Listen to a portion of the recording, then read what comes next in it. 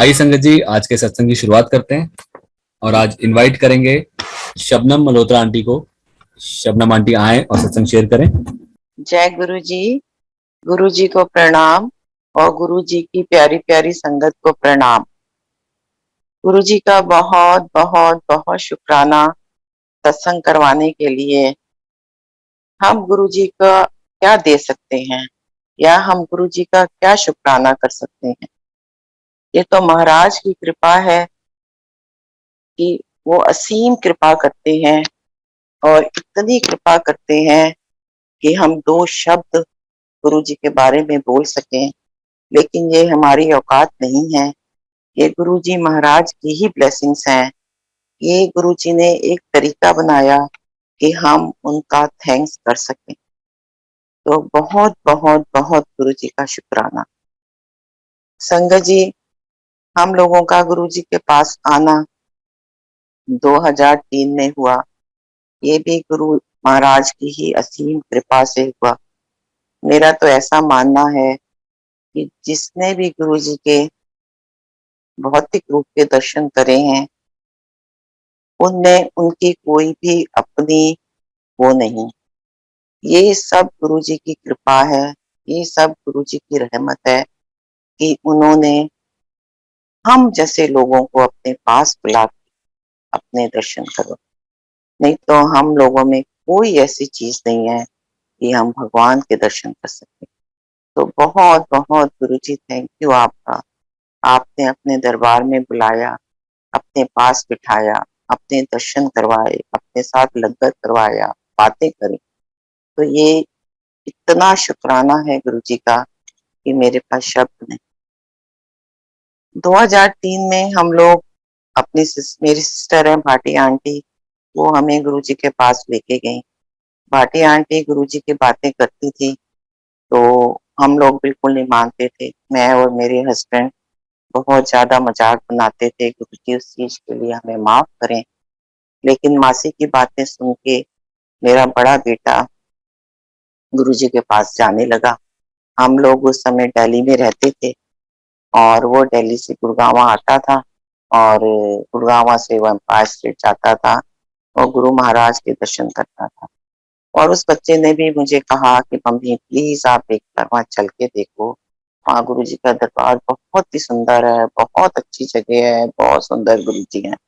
तो मैं उसको हमेशा ये कहती थी कि बेटे जब पापा कहेंगे हम तभी चलेंगे, क्योंकि लेट नाइट होता है तो ऐसे अच्छा नहीं लगता। तो संगत जी ये चलता रहा, वो बच्चा जाता रहा। एक दिन उस बच्चे को एम्पायर स्टेट से गुरु महाराज की फ्रेम करी स्वरूप मिला। उस बच्चे ने ला के मुझे दिखाया कि मम्मी ये देखो मुझे आज मंदिर से ये स्वरूप मिला है। तो संगत जी मुझे तब भी समझ में नहीं आया कि गुरु जी मुझे अपनी तरफ खींच रहे हैं, अपनी तरफ बुला रहे हैं। मैंने उसको बहुत उसने कहा कैजुअल वे में कि इसको अलमारी में रख दे, ये मैंने ऐसे गुरु जी के स्वरूप मासी के घर देखे। उस बच्चे ने भी अलमारी में रख दिया। तो चलो बात हो गई खत्म। उसके बाद मेरी एक सिस्टर और है, उन वो फैमिली भी मेरी सिस्टर के भाटिया आंटी के साथ मंदिर जाने लगी। तो एक दिन मैंने उनके हस्बैंड से पूछा कि वहां पर है क्या ऐसा मंदिर में कि आप लोग भी जाने लगे। तो तब उन्होंने मुझे बड़े मंदिर का डिस्क्राइब किया और मे बी वो शायद किसी फंक्शन में गए थे। तो वहां उस समय ओम नमः शिवाय शिवजी सदा सहाय बाहर हॉल के बाहर ये लिखा रहता था। तो संगत जी ये जब मंत्र जाप उन्होंने मुझे बताया तो ये मुझे इतना अच्छा लगा कि ओम नमः शिवाय तो हम बहुत सालों से सुनते हैं और शिव जी सदा सहाय का मीनिंग बहुत अच्छा लगा। तो ये गुरु जी की कृपा थी कि वो मंत्र जाप जो है वो मेरे अंदर धीरे धीरे बैठने और मुझे बहुत ही अच्छा लगने लगा। एक दिन फिर भाटी आंटी की बेटी का बर्थडे था तो हमने उसको फोन किया कि विश करने के लिए। तो उन्होंने कहा कि शाम को आ जाओ, हम लोग डिनर साथ ही करेंगे। तो संगत जी हम लोग शाम को जब गुड़गांव आए तो हमने देखा कि वो मंदिर जाने के लिए तैयार हैं। तब हमने उनसे कहा कि भाई तुमको पता है कि हम लोग तो मंदिर जाते नहीं है, तो तुम लोगों ने कैसे प्रोग्राम बना लिया, हमें बुला लिया और ऊपर से तुम लोग मंदिर जा रहे हो।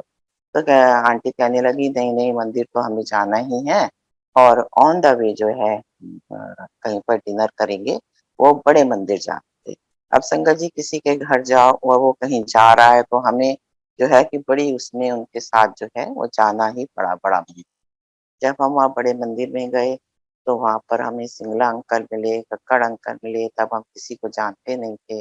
उन्होंने हमारे साथ सत्संग किया, हमें बहुत ही अच्छा मंदिर लगा और फिर गुरुजी की कृपा से 10-12 दिन बाद हम लोग एम्पायर स्टेट में गुरुजी के पास। जब हम फर्स्ट डे गुरुजी के पास गए तो गुरुजी ने हमें बहुत प्यार किया, बहुत ब्लेसिंग्स दी, बहुत बातें करी। इतना अच्छा लगा कि मैं आपको बता नहीं सकती। इतना अच्छा एक्सपीरियंस मैंने अपनी लाइफ में पहले कभी नहीं किया। इतना सुंदर गुरुजी का दरबार, इतने सुंदर सामने गुरुजी बैठे, पिन ड्रॉप साइलेंस, ऐसा गुरुजी का नूर कि हम उनसे आई कांटेक्ट नहीं कर पा रहे। इतना पीसफुल एटमॉस्फेयर था कि बस मैं आपको क्या बताऊँ कि इतनी ज़्यादा वाइब्रेशन अच्छी थी कि बहुत अच्छा लगा। और उसके बाद जब हम लोग आज्ञा लेके गुरुजी से बाहर ऐसे एम्पायर स्टेट की तरफ जा रहे, मतलब बाहर की तरफ जा रहे थे एम्पायर स्टेट में, तो एक आंटी मेरे पास आई। तो वो आंटी मुझे कहने लगी, "आंटी आप वशिष्ठ आंटी हो?" मैंने कहा, "नहीं, मैं वशिष्ठ आंटी नहीं हूँ।" तो मैंने उन आंटी से पूछा कि आंटी आप ऐसे क्यों पूछ रहे हो? तो कहने लगी, "नहीं, कि गुरुजी के पास ना किसी ने आना है और वो बाहर ना मंदिर का रास्ता ढूँढ रही हैं, तो गुरुजी ने मुझे भेजा है कि जा उनको लेके आ।" अब आपका फेस मैंने फर्स्ट टाइम देखा तो मैंने सोचा शायद आप वशिष्ठ आंटी हो। मैंने कहा, "नहीं आंटी, मैं वशिष्ठ आंटी नहीं।" संगत जी तब तो मुझे ये चीज़ कुछ समझ में नहीं आई कि गुरु महाराज देखिए अंदर बैठे हैं, बाहर कोई संगत दरबार ढूँढ रही है, उसको वो दरबार नहीं मिल रहा और गुरुजी किसी को भेज रहे हैं उसको लेने के लिए, तो ये कौन है हमारे महाराज? लेकिन उस समय हमें ये कुछ चीज़ समझ ही नहीं आई और आज गुरुजी शिव हैं, सदा शिव हैं, हम थोड़ा-थोड़ा इस चीज़ को क्या बहुत ज़्यादा समझते हैं। कि गुरुजी की कृपा से कि गुरुजी महाराज हमारे भगवान हैं, जो अंदर बैठे हुए बाहर उनके दरबार में कोई आने के लिए है, उसको दरबार नहीं मिल रहा और गुरुजी उसको बुला रहे हैं।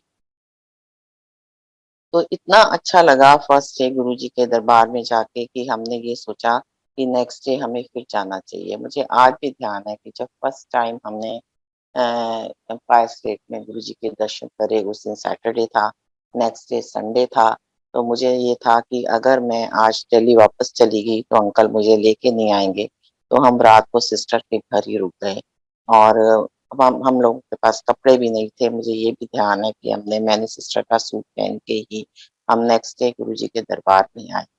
जब गुरुजी के दरबार में आए, लंगर किया, उसके बाद जब हम लोगों ने आज्ञा ली गुरुजी से, तो मेरे आगे मेरे अंकल थे, पीछे मैं थी। अंकल आज्ञा लेके एम्पायर स्टेट की स्टेयर्स के पास खड़े हो गए और मैंने जैसे ही आज्ञा गुरुजी से ली और बैक करी तो गुरुजी ने मेरे नाम से मुझे बुलाया, कहंदे शबनम आंटी इत्थे आ। मैंने कहा, "हाँ जी गुरुजी।"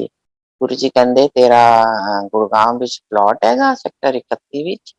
संगत जी आप विश्वास कीजिए कि हमने 5-6 साल पहले प्लॉट लेके रखा था, लेकिन मुझे उसका बिल्कुल भी कोई आइडिया नहीं था कि वो कौन से सेक्टर में है, क्या है।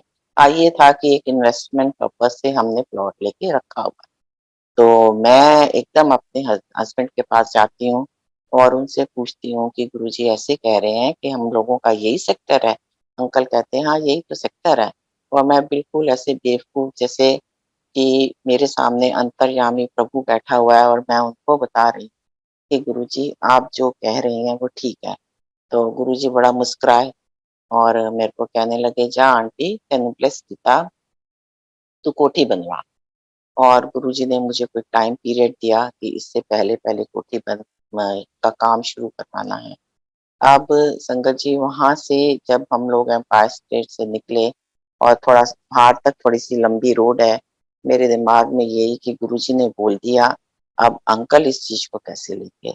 कि और क्योंकि दिल्ली में भी अपना ही घर है, तो जैसे ही मैंने बाहर जाके ये चीज़ बताई, अंकल भी बहुत पॉज़िटिव और मेरी सिस्टर तो बहुत ही खुश हुई कि गुरुजी ने बहुत बड़ी ब्लेसिंग्स करी हैं। तो बस ये डिसाइड हो गया कि जो गुरुजी ने कहा है, वो हमने करना है। तो संगत जी बस हम लोग जैसे ही अपनी गाड़ी में बैठे दिल्ली वापस आने के लिए और सामने क्या देखते हैं कि गुरुजी की गाड़ी और उस गाड़ी में गुरुजी पीछे बैठे। तो बिल्कुल उस समय कुछ समझ में नहीं आया कि हम उसी रास्ते से वापस आए हैं। हमने तो गुरुजी को आते हुए नहीं देखा, ना हमने उनको पूरी गाड़ी में बैठते हुए देखा, ना गुरुजी को चलते हुए देखा, तो ये कैसे पॉसिबल हो सकता है?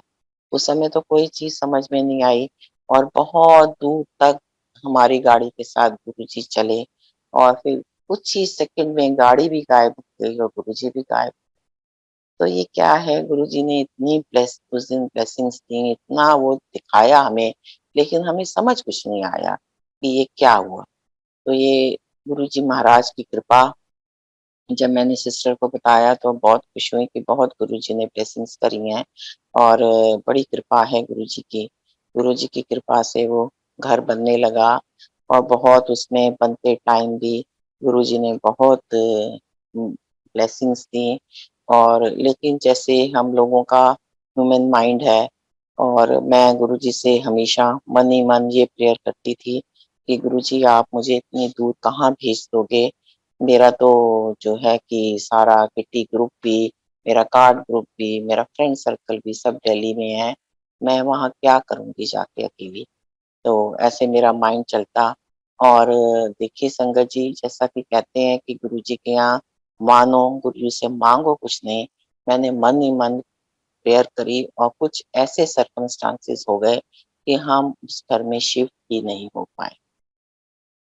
और फिर को फर्स्ट फ्लोर हमने पहले रेंट पे दिया और सोचा कि चलो ये ग्राउंड फ्लोर पे हम लोग कभी-कभी वीकेंड पे आया करेंगे, लेकिन वो भी पॉसिबल नहीं हो पाया।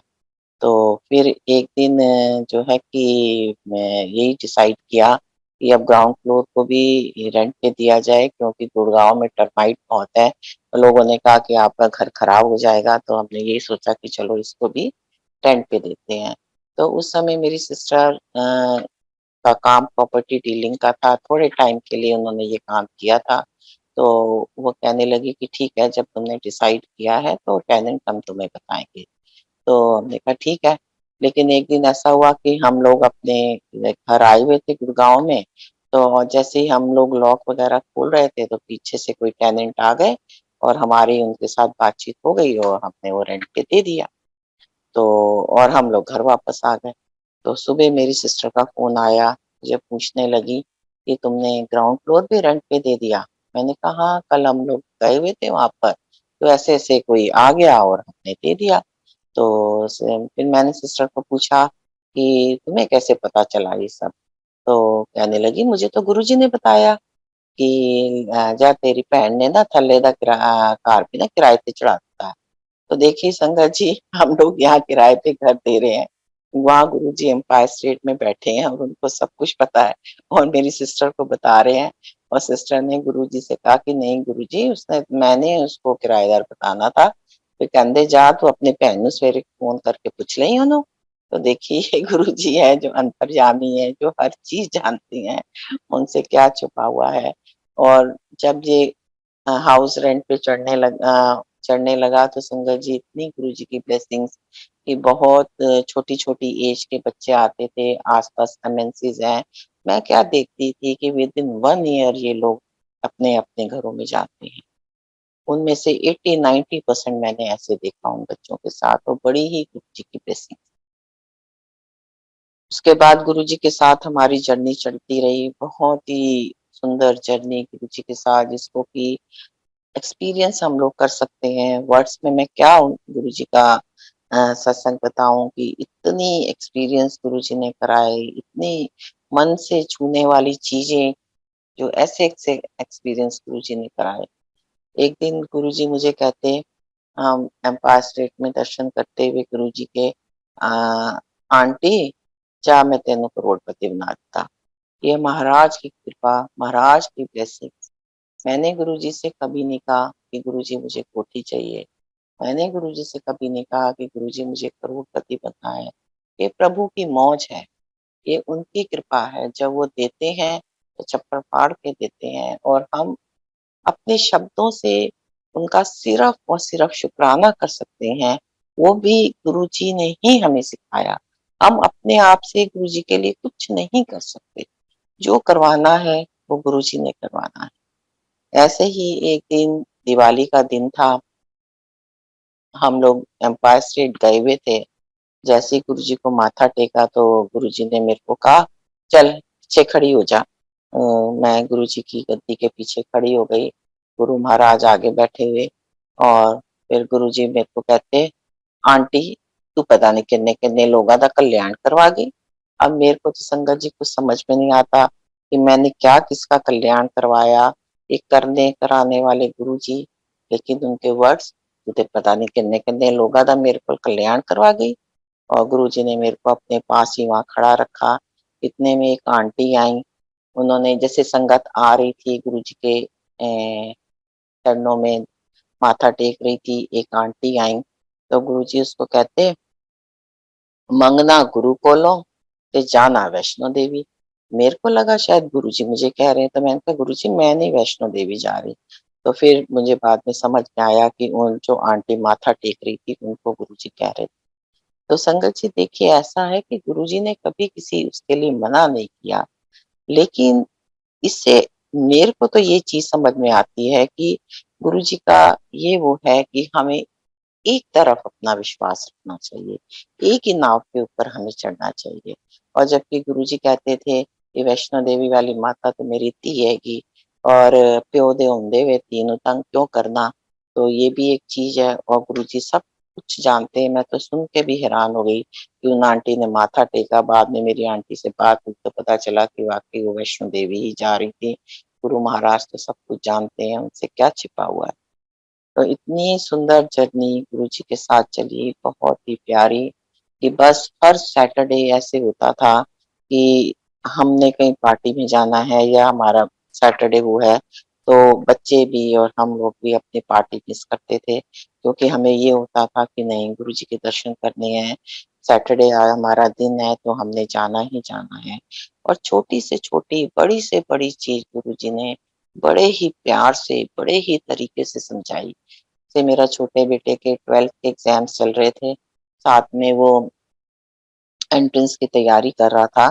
तो वो मुझे कहता था कि मम्मी मैं जैसे कार्ड्स खेलती हूँ, तो कहता था कि मम्मी आप 2-3 घंटे चली जाती हो तो मैं बड़ा डिस्टर्ब हो जाता हूँ। कभी कोई बेल बजती है या कभी फ़ोन की घंटी बजती है, उस समय लैंडलाइन फ़ोन्स होते थे, तो मैं डिस्टर्ब होता हूँ। तो मैं उसको यही कहती थी कि बेटे, मैं जाती तो सिर्फ़ 2-3 घंटे के लिए हूँ, बाकी तो मैं घर में ही रहती हूँ। तो लेकिन इतनी सी चीज़ को भी गुरुजी ने मुझे इतने से ये चीज़ समझाई। अ, एक दिन हम लोग एम्पायर स्टेट में बैठे हुए थे, तो अभी गुरुजी किचन के पास ही बैठे थे, अपने चोले में नहीं बैठे थे, बहुत थोड़ी-सी संगत थी। तो गुरुजी ने एक आंटी को खड़ा किया, कहते हैं आंटी तू अपना सत्संग सुना।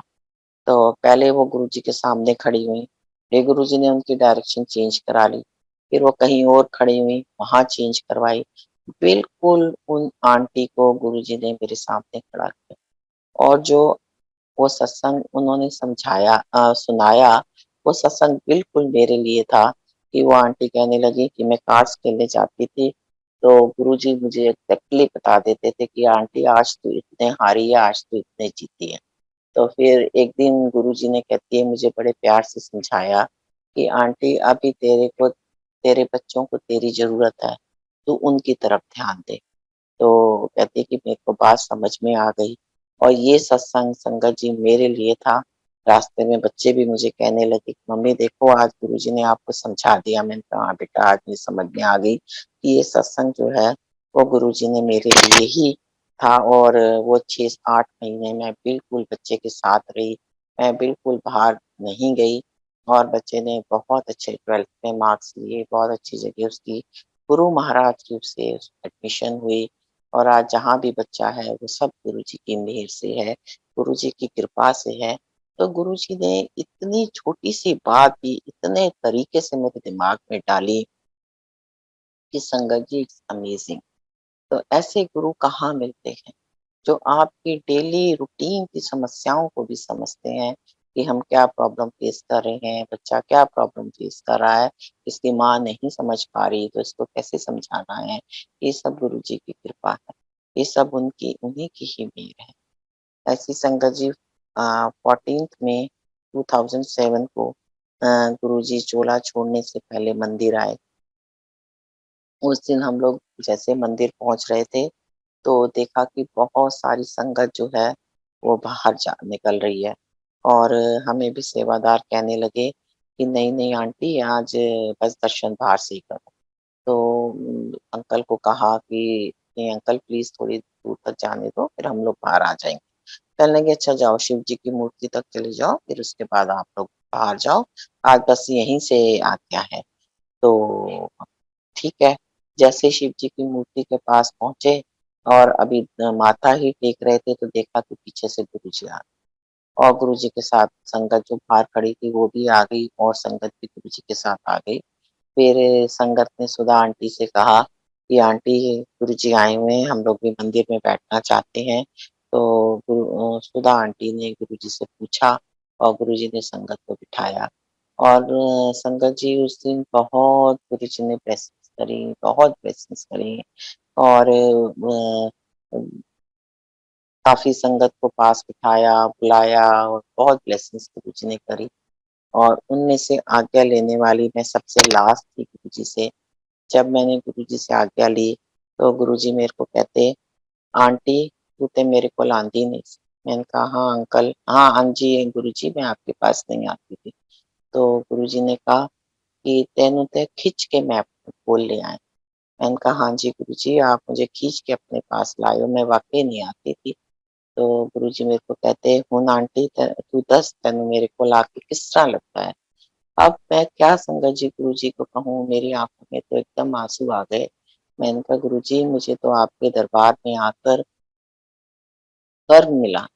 तो गुरुजी फिर मुझे कहते कि चल आंटी आज मत्था टेक मैनू। तो वो कोई एक स्पेशल ही माथा गुरुजी ने मेरे से टिकवाया। कहंदे मत्था टेक, अगे अगे वेखी चल, मैं तेनू किन्ने भाग लाने ने, मैं तेरी किन्नी ऐश करा। संगत जी वो मेरे गुरु महाराज के वर्ड्स जो मेरे दिल और दिमाग में लिखे हुए हैं और 2003 से लेकर जो गुरुजी ने मेरी ऐश करवाई और 2007 के पास तो गुरुजी ने इतनी मेरी ऐश करवाई 2007 के बाद संगत जी उसको मैं वर्ड्स में बता भी नहीं सकती। कैसे हमारे दिन बीत रहे हैं, कैसे हमारी रातें बीत रही हैं, बस बहुत ही सुंदर कि जिसके कि मैं डिस्क्राइब भी नहीं कर सकती। इतनी गुरुजी ने मंदिर में भी सैटरडे सेवा दी, वेडनेसडे गुरु महाराज की कृपा से सेवा मिली। वो 2 दिन इतने अच्छे और बहुत गुरुजी ने ऐश करवाई। संगत जी इसमें मैं एक चीज़ ये सोचती हूँ कि गुरुजी ने मुझे ये कहा कि आंटी मैं तेनू खिच के अपने कोल ले आया, तू मेरे कोल आंदी नहीं सी। संगत जी मेरे में ऐसी क्या चीज़ है कि गुरु महाराज मुझे खींच के अपनी तरफ लाए? मेरे में ऐसा कुछ भी नहीं है, मैं तो किसी लायक ही नहीं हूँ। गुरुजी के वो वर्ड्स मुझे आज समझ में आते हैं कि गुरुजी क्यों हमारे परिवार को खींच के अपनी तरफ ले गए, अपने दरबार में बुलाया। जो चीज़ गुरुजी 20 साल पहले देख रहे थे, वो हमने देखी। बहुत मुश्किल टाइम मेरे परिवार के ऊपर आया, बहुत मुश्किल टाइम संगत जी। मेरा एक बच्चा बहुत बीमार हुआ और इतनी बीमारी गुरुजी महाराज की कृपा से कटी, जो उन्होंने पहले देख लिया और उन्होंने खींच के हमें अपने पास बुलाया, घर बनवाया और इसी घर में बच्चे की बीमारी कटवाई गुरुजी ने और उसकी बीमारी के टाइम मुझे दर्शन दिए, बच्चे को दर्शन दिए और मैं गुरुजी के स्वरूप के आगे बहुत परेशान होती थी। मैंने कहा गुरुजी आप तो मुझे कहते थे कि मैं तेरे बड़े भाग लाने में, मैं तेरी बड़ी ऐश करानी है और मैं कितना मुश्किल टाइम देख रही हूँ गुरुजी। लेकिन गुरुजी ने इतनी कृपा करी संगत जी, बच्चे को बिल्कुल गुरुजी ने ठीक किया। मेरे को गुरुजी ने दर्शन दिए कि गुरुजी बहुत जल्दी से घर के अंदर घुस रहे हैं और जैसे गुरुजी ने कंधे के ऊपर वो सफाई करने वाला कोई कपड़ा रखा हुआ है और फटाफट पूरे घर की सफाई कर रहे हैं। इतनी देर में गुरुजी किचन में चले जाते हैं और चाय बनाने लगते हैं। तो मैं गुरुजी के पास जाती हूँ कि गुरुजी मैं चाय प्रसाद मैं बना देती हूँ। बस यही मेरा ड्रीम था और जब जो मेरी मेड आती थी सफाई के लिए, मैंने उसको रोज़ कहना कि तू यहाँ से सफाई कर, यहाँ से सफाई कर। तो कहती आंटी आप क्यों इतना करने लगी हो? क्यों इतना कहते हो कि यहाँ की सफाई, वहाँ की सफाई? घर तो पूरा साफ पड़ा हुआ है। फिर मैंने उसको एक दिन बताया कि ऐसे-ऐसे गुरुजी आए थे, तो मुझे लगता है कि घर में कोई गंदगी ना हो। तो संगत जी वो जो मेरी मेड है वो बहुत गुरुजी से जुड़ी हुई है। उसका भी मैं अभी आपको सत्संग सुनाती हूँ। तो वो फिर एक दिन मुझे कहने लगी, आंटी आपको समझ नहीं आ रही है कि आप अब बिल्कुल चिंता मत करो, गुरुजी ने आपको दर्शन दिए हैं, गुरुजी ना घर की बीमारी लेके गए। आपके घर में कोई मिट्टी तो है नहीं। संगत जी वो चीज़ मेरे को समझ में आई कि वाक़ई गुरुजी घर की बीमारी लेके गए हैं, बहुत कृपा करी, बच्चे को गुरुजी ने ठीक किया। मैं इतना शुकराना है कि मेरे पास शब्द नहीं है, मैं कैसे अपने गुरु महाराज का शुकराना करूँ। ये जो मेरी मेड है, इसका सत्संग मैं आपको सुनाती हूँ कि ये जब हम लोग ये घर बनवा रहे थे गुड़गाँव में, तो ये हस्बैंड वाइफ दोनों को हमने एज़ अ चौकीदार रखा था। और इसके मेरी जो मेड है इसके छोटा बच्चा होने वाला था। एक बेटा इसका पहले है, एक बेटा इसका हमारे घर पे यहाँ पर गुरु महाराज के घर में हुआ है। तो ये जब हमने 2018 में यहाँ गुड़गाँवा में हम लोग शिफ्ट हुए और हमने गुरु महाराज का दरबार लगाया, तो ये मेरी मेड कहने लगी, आंटी मैं आपको ना एक चीज़ बताना चाहती हूँ। मैंने कहा हाँ, बता कमलेश क्या बात है? कहती है आंटी आपको पता है कि मेरा छोटा बेटा आपके घर में ही हुआ है? मैंने कहा हाँ। कहती है जब ये हो गया बच्चा तो मैं इतनी परेशान, इतनी घबरा रही थी, इतनी मेरे को घबराहट थी आंटी कि मैं आपको बता नहीं सकती, मेरी तबीयत ठीक नहीं लग रही थी। तो कहती है कि इतने में एक सफ़ेद कपड़ों में और बिल्कुल गंजे कोई आए और दरवाजे का सहारा लेके खड़े हो गए और कहने लगे कि डर मत, मैं तेरे साथ। कहती है आंटी मैं इतने सालों से सोच रही थी कि ये कौन आए थे, जो मुझे इतनी ब्लेसिंग्स देके गए हैं। कहती है बस उसके बाद से आंटी मैंने पीछे मुड़ के अपनी लाइफ में कभी नहीं देखा। वो बताती है कि जब हम आपके पास आए थे, हमारे पास खाने को भी नहीं था। आज संगत जी अब मैं उसके बारे में बताऊँ तो उसकी पलवल में अपनी कोठी है। सोना रोड पे उसका प्लॉट है और इतना अच्छा दोनों हस्बैंड वाइफ अर्न कर रहे हैं और उसको यहाँ पर आने के बाद ये सब चीज़ें पता चली कि किसने उसको दर्शन दिए थे। अब तो बहुत ज़्यादा गुरुजी से जुड़ गई है और जिस बच्चे के टाइम पर गुरुजी पैदा होने के टाइम पर गुरुजी ने उसको दर्शन दिए। उस बच्चे ने अभी 12th पास किया है, 90% उस बच्चे के मार्क्स आए हैं और जो है वो पब्लिक स्कूल में पढ़ता है गुरुजी की कृपा से। तो ये संगत जी कौन कर सकता है? भगवान के अलावा, हमारे गुरु के अलावा ये कौन कर सकता है? तो इतने गुरुजी ने उस लेडी को ब्लेसिंग्स दी हैं कि उसको शब्दों में वो बयान नहीं कर पाती। वो कहती है कि मैं तो इतना गुरुजी को थैंक्स करती हूँ। कहती है आज की डेट में भी मेरी कोई भी प्रॉब्लम होती है, मैं उनको याद करती हूँ और गुरुजी मेरे काम को पूरा करते हैं। तो ये गुरु महाराज की मेहर है। हर किसी के ऊपर गुरुजी की कृपा बरसती है और वो बच्चा इतना इंटेलिजेंट बच्चा है, इतना अच्छा बच्चा है। तो कभी-कभी कहती है कि आंटी ये एक ऐसा बच्चा पैदा हुआ है, ये ना तो हमारी जैसी लैंग्वेज बोलता है ये और ना मेरे हमारे घर जैसा ये खाना खाता है, इसको तो पिज़्ज़ा चाहिए खाने को, इसको तो बर्गर चाहिए खाने को। तो मैं बड़ा हँसती हूँ, मैंने कहा ये गुरुजी की ब्लेसिंग्स हैं, ये देखना है तेरा बच्चा कहाँ से कहाँ जाएगा। तो वो कहती है इस चीज़ को मानती है कि स्कूल में कहती है इसको इतना सब प्रेज़ करते हैं, इतनी इसकी टीचर्स इसकी तारीफ़ करती हैं। तो मैंने कहा गुरुजी ने ब्लेसिंग्स दी हैं तो इसकी तो वारे न्यारे होने ही थे। तो ये ऐसी गुरुजी की ब्लेसिंग्स है, सबके ऊपर गुरुजी बहुत कृपा करते हैं। इतने गुरुजी एक्सपीरियंसेस कराते हैं कि संगत जी कोई वर्ड्स नहीं कहने के लिए। ऐसे ही दिल्ली में मेरी एक फ्रेंड है, उसके बेटे का डाइवोर्स केस चल रहा था। वो बहुत ज़्यादा परेशान रहती थी, बहुत परेशान रहती थी। तो हम उसको काफ़ी समझाते रहते थे। वो परेशान इसलिए रहती थी कि वो कहती थी कि भई हम लोगों की तरफ से कोई भी गलती नहीं है। तो वो लड़की जिस कंपनी में काम करती है, उसका वहाँ किसी के साथ अफ़ेयर हो गया है और वो हमें तंग कर रही है बस। तो ठीक है, केस चल रहा था और उस लड़की ने बहुत बड़ी डिमांड रखी हुई थी इसके आगे। तो ये बहुत परेशान रहती थी। तो एक दिन ऐसे ही हम लोग इकट्ठे कार्ड्स खेल रहे थे, तो दूसरे दिन उसका जैसे जज ने डिसीजन देना था, तो बहुत परेशान थी। तो अ, इतने में उसके बेटे का फ़ोन आता है, तो उसको पूछ रही थी वो कि तू कहाँ पर है? तो उसने कहा कि मैं साकेत कोर्ट में हूँ। तो संगत जी मेरे मुँह से एकदम निकल गया कि इसको ना गुरुजी के मंदिर भेज दे। साकेत से मंदिर पास है। तो उसने कहा कि ऐसा है सोनू, आंटी कह रही है कि तू ना मंदिर चला जा। वो कहने लगा हाँ ठीक है मैं चला जाऊँगा। संगत जी उस बच्चे ने उससे पहले कभी मंदिर नहीं देखा था। उस बच्चे को गुरुजी के बारे में बिल्कुल भी कुछ नहीं पता था। पर ये है कि जब इंसान परेशान होता है तो कोई-कोई चीज़ कहता है तो उसको वो मान लेता है। तो वो बच्चा मंदिर में माथा टेक के आया, रात को वो घर पहुँचा, तो सुबह-सुबह मेरी फ्रेंड का जो है, वो मुझे फ़ोन आ गया। कहने लगी, "शबनम तूने तो बताया था कि गुरुजी ने चोला छोड़ दिया है।" मैंने कहा, "हाँ, गुरुजी ने चोला छोड़ दिया।"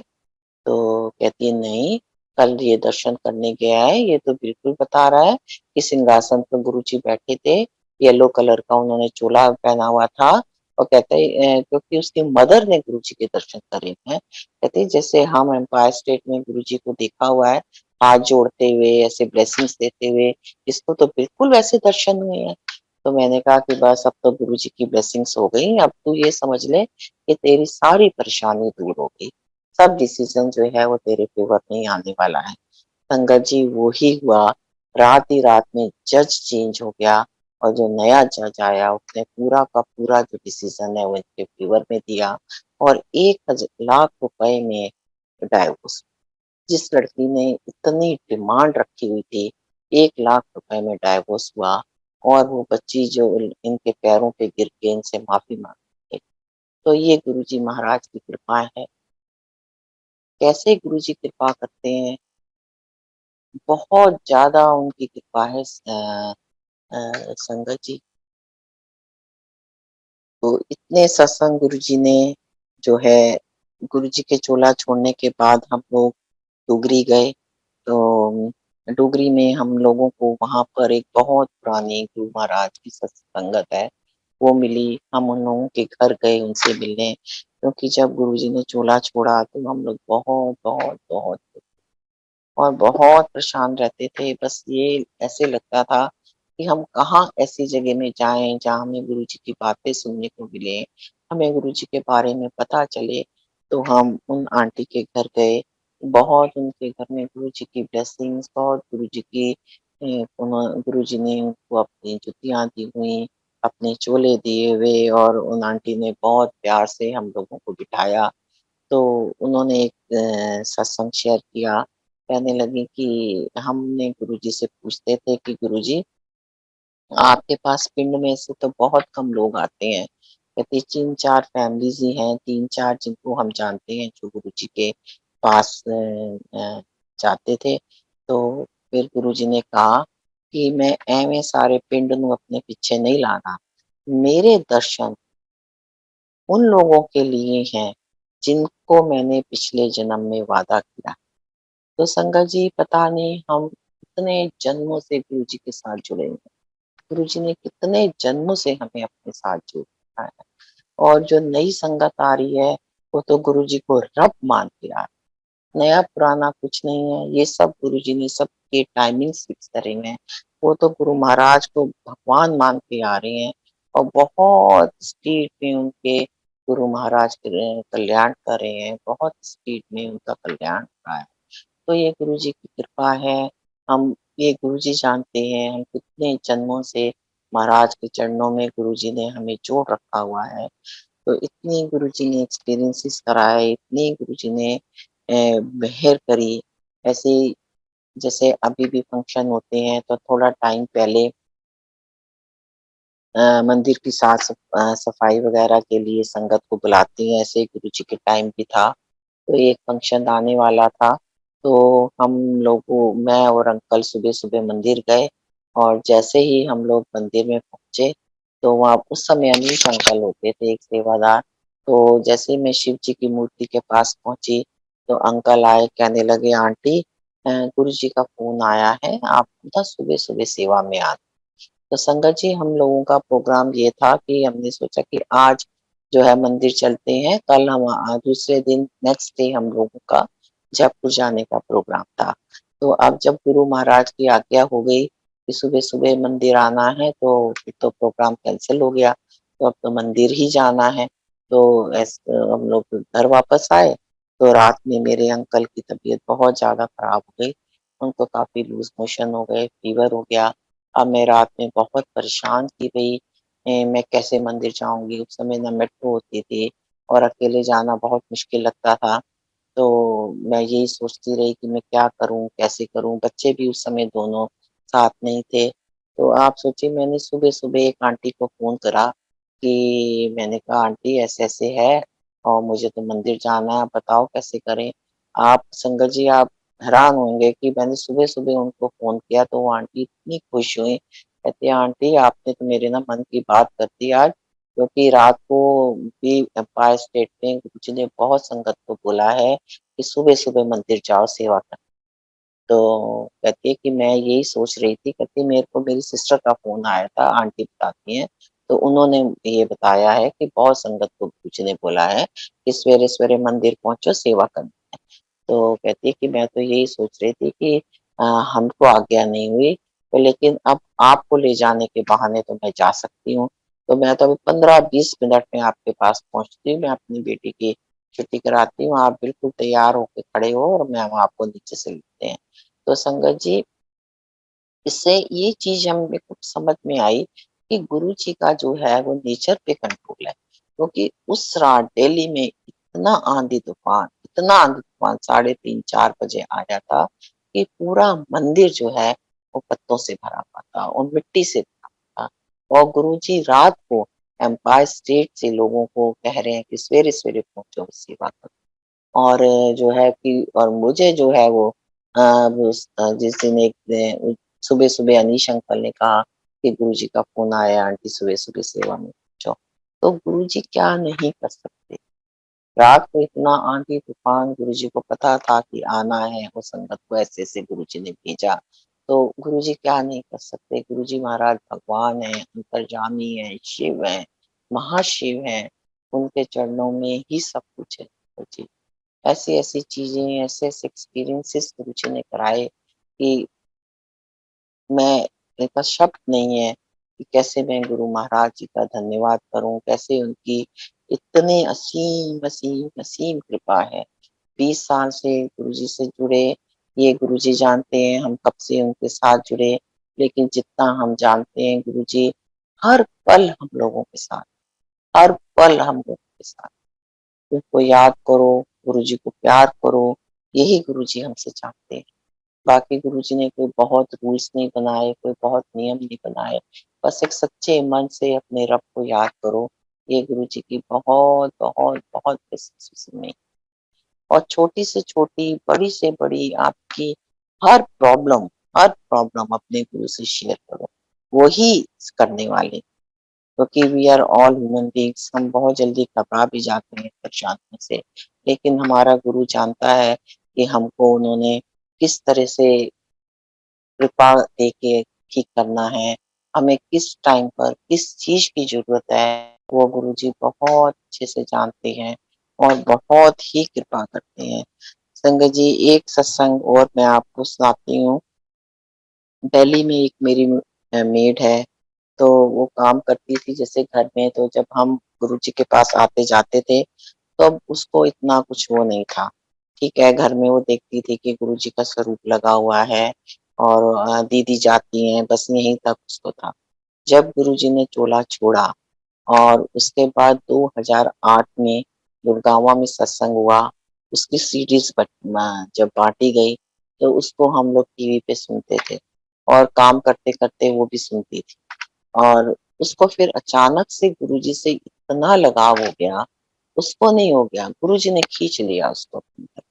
तो वो मेरे को शुरू हो गई कि दीदी मुझे गुरुजी का स्वरूप दे दो, दीदी मुझे गुरुजी की फ़ोटो दे दो।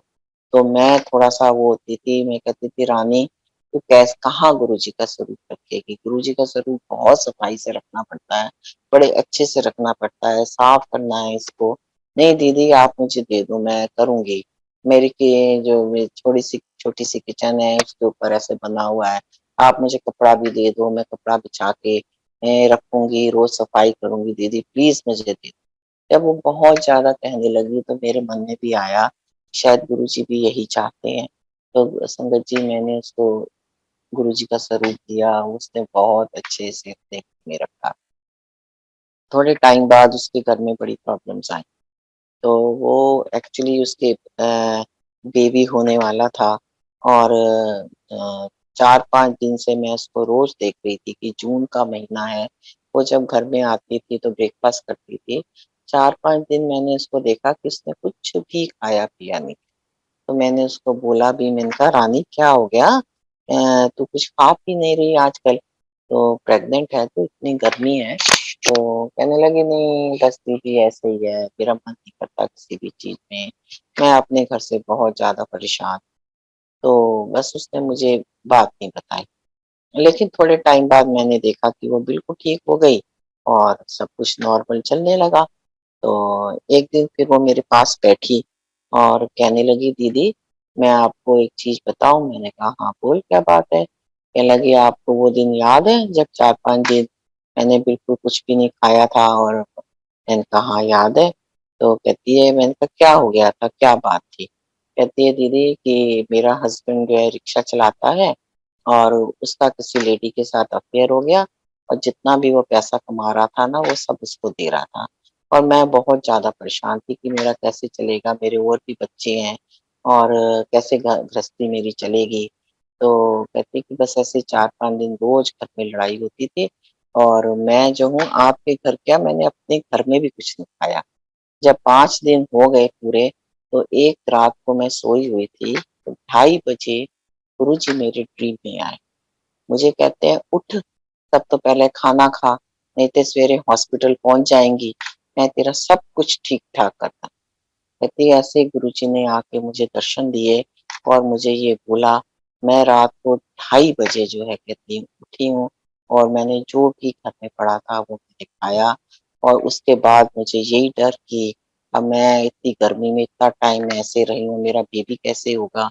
वो बच्चा भी गुरु महाराज की कृपा से बिल्कुल ठीक-ठाक हुआ। संगत जी आज उसके ऊपर इतने गुरुजी की ब्लेसिंग्स हैं कि उसकी हर चीज़ फर्स्ट क्लास गुरुजी चला रहे हैं। तो ये गुरुजी की मेहर है, ये उनकी कृपा है कि कैसे-कैसे गुरुजी अपनी संगत के ऊपर जो गुरुजी से सच्चे मन से जुड़ता है, जुड़ता क्या है गुरुजी खुद जोड़ते हैं। इसी में इतनी पावर दी है कि हम लोग भगवान के साथ खुद से जुड़ सकें। गुरु महाराज की कृपा होती है कि उनकी ब्लेसिंग्स होती हैं कि वो खुद से आपको अपने साथ जोड़, किसी की हिम्मत नहीं है कि बिना गुरुजी के बुलावे में हम उनके दरबार चले। तो ये गुरुजी की असीम कृपा अपनी संगत के ऊपर बनी रहे। इसी शब्दों के साथ मैं अपने सत्संग को विराम देती हूँ और गुरुजी का बहुत शुक्राना। गुरुजी अपनी पूरी संगत पर असीम असीम असीम कृपा बनाए रखें। जय गुरु जी जय। शुक्राना मेरे महाराज, शुक्राना।